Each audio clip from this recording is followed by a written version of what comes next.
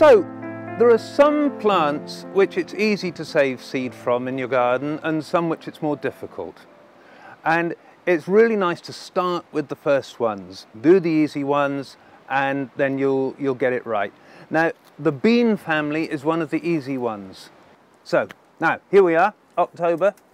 The pods have dried out nicely. It's always best to dry them on the plant as much as possible. But they've got to a point now where they're as dry as they're going to get. You know, this time of year, they're not really going to dry anymore. So I'm picking them. And I'm just picking the really dry ones. I'm going to get more than enough, both for me and to take to the seed swap. Every March in Glastonbury we have a seed swap when people bring their surplus seeds. And I like to bring some of these runner beans. Here's another one, here's another one. I think that's all the dry ones. Oh, here's another.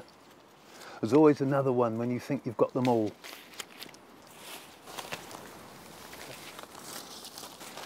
They're a very special variety. They're an Irish heritage variety, which I got from somebody who works for Irish Seed Savers. And they don't yield very heavily, but my God, they taste good. And I tell you, I won't eat any other runner beans anymore. So I'm just putting them in the greenhouse here to dry. They won't totally dry in here. Later on, I'll put them in the airing cupboard in the house. It's very important to get your seeds really dry. Then they'll store well. You can't get them too dry. Store them in, ideally, in jars with a little bit of silica gel to absorb the moisture, or a little bit of rice if you can get it. And that's it. Open them up again in spring. So that's the beans. A second family that's very easy to save is the squash family, including marrows and courgettes and so forth. And again, it's best just to grow one variety if you're going to save the seed. You can keep them pure by covering each flower with a paper bag and hand pollinating, but it's easy, just grow one variety and make sure it's not a hybrid, because hybrids don't come true.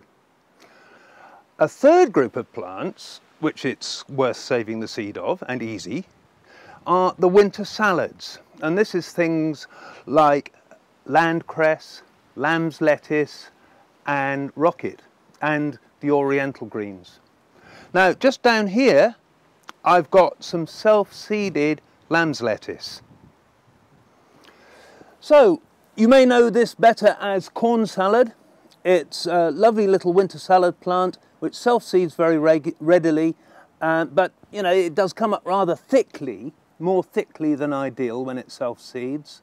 And also you don't have control over when you sow it. And this is particularly important with things which need to be sown in the autumn or in the late summer, because they don't do well the following spring, summer. Rocket is an example. And I've got some of that in the greenhouse.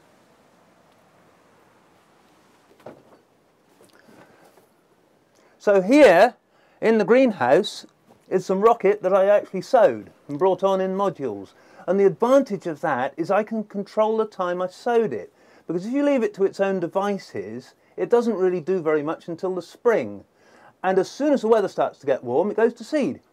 Whereas if you sow it in August, then, or even in July, then you'll get a nice crop for the winter, and you can have rocket right the way through the winter, and then in the spring, it goes to seed. There are actually some beans here that aren't dry enough to save for seed, but are really sort of too old to eat as green beans. But what I'll do with these is I'll dry them and eat them as cooked beans, you know, just the bean. That's pretty good. Make a nice stew with those. Anyway, what we're going to do now is compost the remaining part of the beans. And this is a good opportunity for me to show you how I make compost. So, the first thing I will do is to cut off the beans at ground level so the root stays in the ground. So the roots of the beans contain a lot of nitrogen, and it's very good to leave them in the ground. So I just cut them off like that. So the roots stay in the ground, and what I'm going to put in the compost heap is all the above ground parts.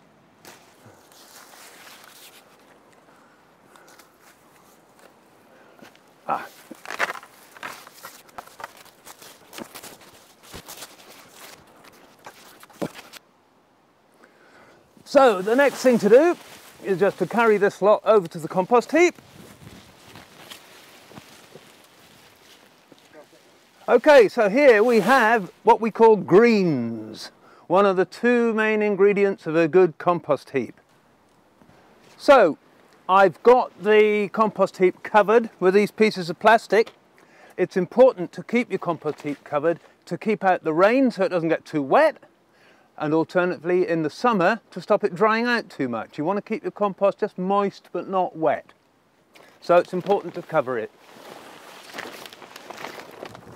Now, there are two main ingredients to compost. Browns, which is things like cardboard and newspaper, and if you can get it, things like straw, old dry weeds, all that kind of stuff, anything which is brown or yellow or white. And you have greens. Greens, high in nitrogen, high in moisture. Browns, high in carbon, but high in fibre. And those two together actually make good compost. So here, these are greens. This is mostly grass. Actually, these runner bean haulms could work on their own because they actually have got a mixture of green and the fibrous bits in the middle. The fibre is important to allow air in. So it's one of the ingredients you need for a good compost heap. As well as being moist, you need to let the air in, and that's one of the functions of the browns.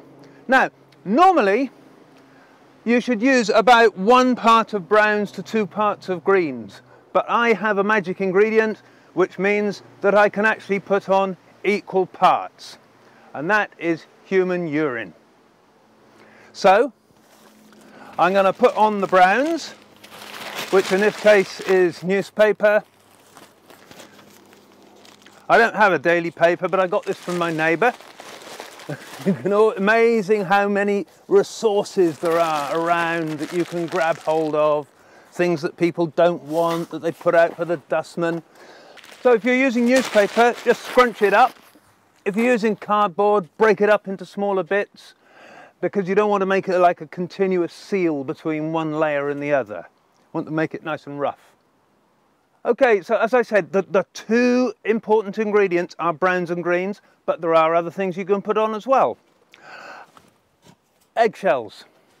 It's a good idea with eggshells is to get them like this. I mean, this is where your lime, that you get lime back into the soil, make it nice and sweet, not too acid. What I do with eggshells is I put them in the oven when I'm baking something else or roasting something, and they dry out. Then I grind them in the nut grinder so that they're really fine.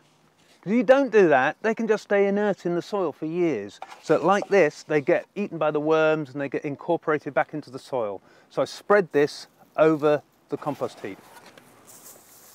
All the way over, reasonably even. I mean, yeah, you don't need to get fussy about it. And I also have a bit of wood ash. Don't put coal ash on. Coal ash is not good, but wood ash is great. And if there's a bit of carbon in it, a bit of charcoal in it, that's fine as well. And now the magic ingredient that allows me to make use of so much browns in my compost heap, human urine.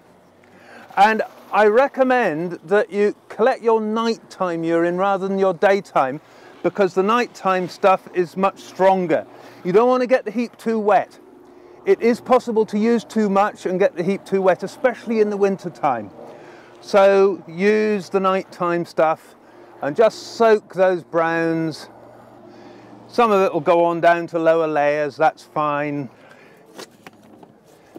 Kitchen scraps. What I do with the kitchen scraps is I pop them in there And also any odd bits of browns, cardboard, paper that I get in the kitchen, I pop in here as well. And that helps to absorb some of the wetness. There's a bit more kitchen scraps. They make up a very small proportion of the compost heap altogether. But of course they go in. And on top of all, we have bean haulms, main ingredient of greens that we've got. And here there's some green weeds. And there we have it. The ones to remember is the browns and the greens, and I just go on doing that throughout the year.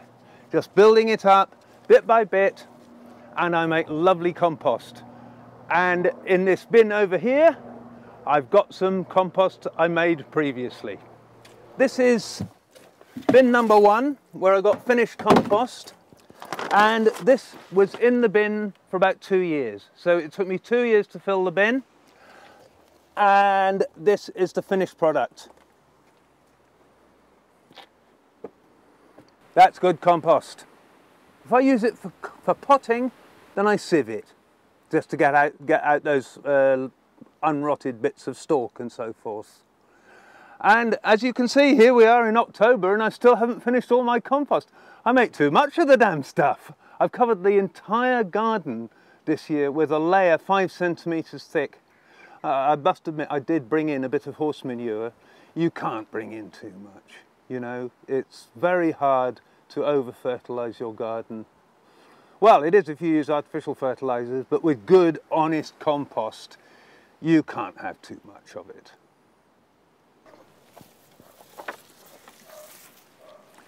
So that's it for today. If you want to know more about seed saving and compost making, these are 2 of the subjects that we cover on our online course, the Land Course Online at patrickwhitefield.co.uk.